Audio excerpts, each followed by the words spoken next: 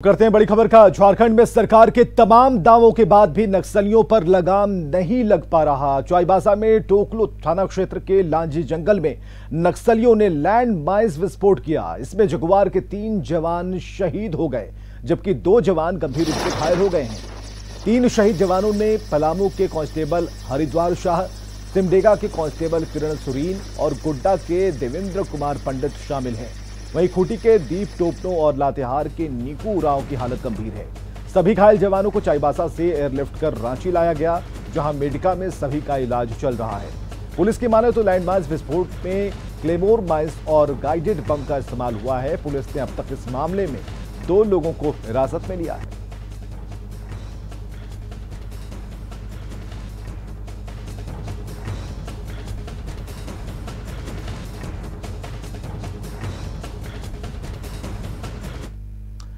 तो नक्सलियों के नापाक मंसूबे में झारखंड के जवान फंस गए। जंगल में सर्च अभियान के दौरान बड़ा लैंड माइंस विस्फोट हुआ और हमारे 3 जवान शहीद हो गए, जबकि 2 जवान गंभीर रूप से घायल हैं। शहीद जवानों की शहादत को हम नमन करते हैं।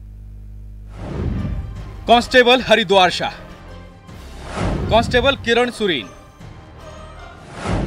जवान देवेंद्र कुमार पंडित,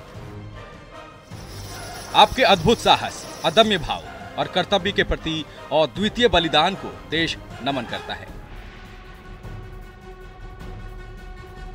कायर नक्सलियों ने चाईबासा के लांजी जंगल में जिस नापाक कारनामे को अंजाम दिया है, वो उसके विनाश का काउंटडाउन है।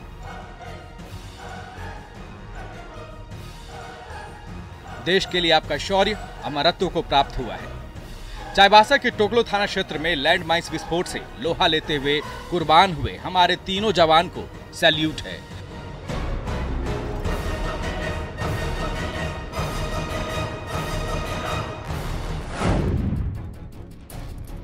सैल्यूट है इस मां की ममता को, सैल्यूट है इस पिता के संबल को। देश के लिए शूरवीर बेटा देने वाले इस मां बाप की आंखों से आज आंसू नहीं बल्कि अंगारे बरस रहे हैं। कितना लाडला था मेरा बेटा कि भारत मां ने उसे अपनी गोद में ले लिया। अभी हम नौकरी पकड़ा, उस समय हमको छोड़ के चल गया। क्या करें? अलम भाई किसके साथ रहेंगे? शहीद किरण सुरीन की मां भले ही बिलख रही हो, लेकिन उनके हौसले को सलाम है। मां को यकीन नहीं हो रहा कि उनके बेटे ने देश के लिए सर्वोच्च बलिदान दिया है। ओ मेरा बेटा, कहाँ हो बेटा? माँ को छोड़ के चल। टोटल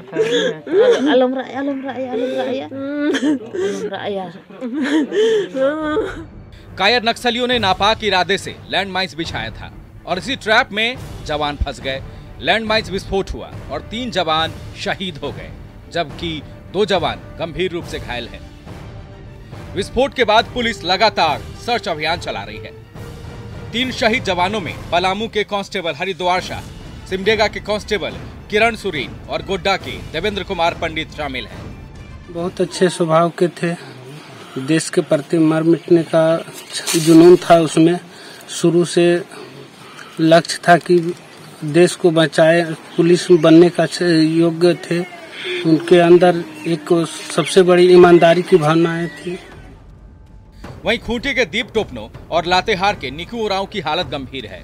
सभी घायल जवानों को चाईबासा से एयरलिफ्ट कर रांची लाया गया, जहां मेडिका में सभी का इलाज चल रहा है। जो लैंडमाइन है या आईडी है, ये लगाया ही जाता है कि अभियान के दौरान जो पुलिस मूवमेंट हो उसको रोका जाए। तो अभियान हमारा जारी है। इसी अभियान के तहत ये घटना हुई है। पिछले 5-6 दिन से लांजी पहाड़ के ऊपर सर्च ऑपरेशन चल रहा है, उसी की मदद कर। दरअसल लांजी के जंगल में पिछले कई दिनों से पुलिस, सीआरपीएफ और कोबरा बटालियन के जवानों की ओर से नक्सलियों के खिलाफ अभियान चलाया जा रहा था, जिसमें कई नक्सलियों को पुलिस ने गिरफ्तार किया था। इसी बौखलाहट में नक्सलियों ने कायराना करतूत को अंजाम दिया है। कैसे और कब हादसा हुआ, ये भी जान लीजिए। सुबह 8:45 पर ब्लास्ट। चाईबासा के होया हाथू गांव में लैंड माइंस विस्फोट। घायल में 2 जवानों की हालत नाजुक बनी हुई है। झारखंड के लिए अपने प्राण न्यौछावर करने वाले वीरों को आज पूरा देश नमन करता है। आपकी शहादत और आपके परिवार के प्रति झारखंड हमेशा आभारी रहेगा। सिमडेगा से श्रीराम, पलामू से नीलकमल, गोड्डा से अजीत और रांची से ओम प्रकाश की रिपोर्ट, न्यूज़ 18। और चाईबासा नक्सली हमले पर मुख्यमंत्री ने दुख जताया है, साथ ही शहीद जवानों को श्रद्धांजलि दी है। मुख्यमंत्री ने नक्सलियों को कड़ी चेतावनी देते हुए कहा कि वे मुख्यधारा में लौटे, नहीं तो पुलिस के जवान मोर्चा संभाले हुए हैं।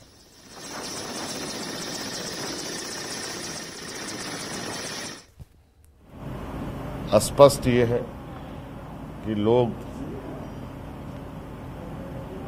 अब मुख्यधारा में आए। सरकार बिल्कुल उनके लिए, उनके परिवार के लिए, जो लोग भी इस तरीके से संलिप्त हैं, उनके साथ पूरी मानवीय चेहरे के साथ उनके साथ रहेगी। अन्यथा पूरा सरकार के सिपाहियों ने अपनी मोर्चा तेज कर रखी है और ये घटना घटी है। इस घटना की मैं निंदा करता हूं और शहीद हुए जवान को मैं सैल्यूट करता हूं।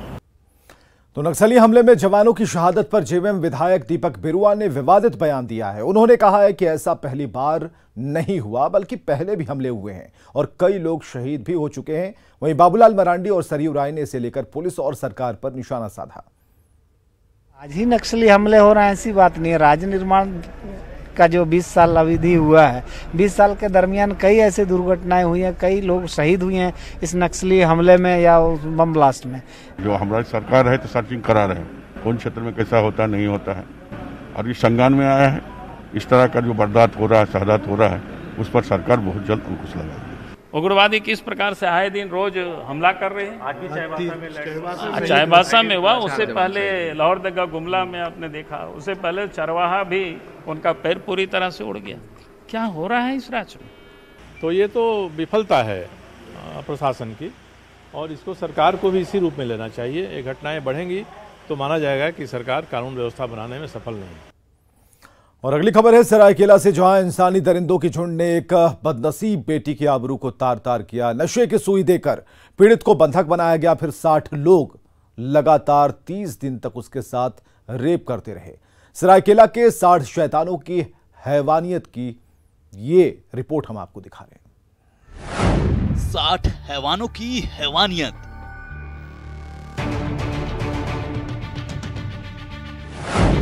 सरायकेला में शैतानों की झुंड।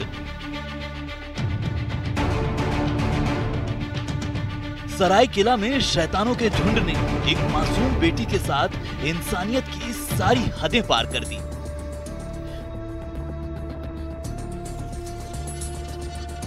60 शैतान और 30 दिनों का नरक। ये हकीकत है इस बदनसीब बेटी के साथ हुए हैवानियत की। सरायकेला के 60 शैतानों ने इस बेटी की आबरू को लगातार 30 दिनों तक नोचता रहा, वो भी बंधक बनाकर। 60 आदमी कब से बंधक बनाए गए? 60 आदमी कब से बंधक बनाया गया था? 1 महीने से। 1 महीने। हाँ। और अभी मार के ना पूरा चलने नहीं सके, कमर में पूरा घाव कर दिया है। कमर में मारा, सुई दिया, पैर में सुई गड़ा हुआ है, सुई निकलवा दीजिए खाली मेरा। डॉक्टर पास, हमको डॉक्टर पास जाना है। आप लोग से विनती करते, आप मेरा मदद करिए। जुल्मों सितम की इंतहा सहने के बाद भी ये जीना चाहती थी। हर पल दम घुटता था, हर दिन दोजख में जीना पड़ता था, लेकिन जैसे ही इस बदनसीब को मौका मिला, ये उस नरक लोक से फरार हो गई। पीड़ित युवती जमशेदपुर की रहने वाली है। एक दिन वो भटक गई और सरायकेला के शैतानों ने उसे दबोच लिया, नशे की सुई लगाई और 1 महीने तक बंधक बनाकर रखा। किसी तरह दरिंदों के चुंगल से छूटकर भागी पीड़िता ने अपनी दास्तान लोगों को सुनाई, जिसके बाद चांडिल पुलिस एक्शन में आ गई। पुलिस ने पीड़िता को अपनी कस्टडी में ले लिया है और शैतानों की गिरफ्तारी के लिए छापेमारी कर रही है। उस घटना की जांच के संबंध में तुरंत थाना प्रहरी को वहाँ पे भेजा गया। उस महिला को साथ में ले आए, उससे पूछताछ कर रहे हैं और जिस प्रकार से उसी घटनाक्रम बता रही है उसके सभी पहलुओं की जांच की जा रही है। 60 शैतान और 30 दिनों का नरक। सोचिए वो कितनी टूटी होगी, कैसे हर पल जी रही होगी। पुलिस भले ही तफ्तीश की खानापूर्ति कर रही हो, लेकिन सवाल है कि नशे की सुई देकर एक बेटी को अगवा कर लिया जाता है, उसकी अस्मत को रोज लूटा जाता है और पुलिस को भनक तक नहीं लगती। ऐसे सिस्टम को आखिर शर्म क्यों नहीं आती? ऐसे महकमे पर लानत है। सरायकेला से संवाददाता विकास कुमार की रिपोर्ट। और यहां रुकेंगे एक छोटे से ब्रेक के लिए। आप देख रहे हैं जोहार झारखंड। बात करते हैं रांची की सौम्या की, जिसने एमबीए की परीक्षा में टॉप कर अपने परिवार के साथ राज्य का नाम रोशन किया है। एमबीए में टॉप होने पर रांची विश्वविद्यालय के दीक्षांत समारोह में सौम्या को गोल्ड मेडल से सम्मानित किया गया। रांची यूनिवर्सिटी के 2018-20 बैच की सौम्या अब फाइनेंस के क्षेत्र में अपना नाम कमाना चाहती हैं। सौम्या से बात की हमारे सहयोगी संजय कुमार सिन्हा ने। रांची की हटिया की रहने वाली सौम्या ने एमबीए की परीक्षा में टॉप किया है और साथ ही अपने शहर के साथ साथ पूरे प्रदेश को गौरवान्वित किया है। हम सीधे सौम्या से बात करेंगे। सौम्या, एक जो रांची यूनिवर्सिटी के दीक्षांत समारोह में आपको गोल्ड मेडल मिला, वास्तव में उपलब्धि का एहसास कैसा था और आगे क्या इरादा है? एहसास तो बहुत अच्छा था, बहुत अच्छा लगा। जैसे ही मेरा नाम स्टेज पे अनाउंस हुआ तो ऐसा फील नहीं हो रहा था, एक्सपेक्टेशंस भी नहीं था, लेकिन हाँ फील बहुत अच्छा हुआ। और आगे इरादा मेरा यही है कि कॉर्पोरेट सेक्टर में अपना योगदान देने का, साथ ही साथ हम लेक्चरशिप भी ज्वाइन करना चाहते हैं। अगर मतलब पढ़ने का भी शौक़ है और पढ़ाने का भी शौक़ है। बिल्कुल, हमारे साथ सौम्या की माता जी हैं, उनसे बात करेंगे कि एक कह सकते हैं कि बेटी आज इस उपलब्धि को हासिल की है, कैसा महसूस कर रही है? बहुत बढ़िया, बहुत खुश हैं हम अपनी बेटी से, बहुत ज्यादा। क्या लग रहा है कि बेटी ने जो कुछ इनाम जीता है? हाँ, वो मैं ही जीती हूँ वो इनाम।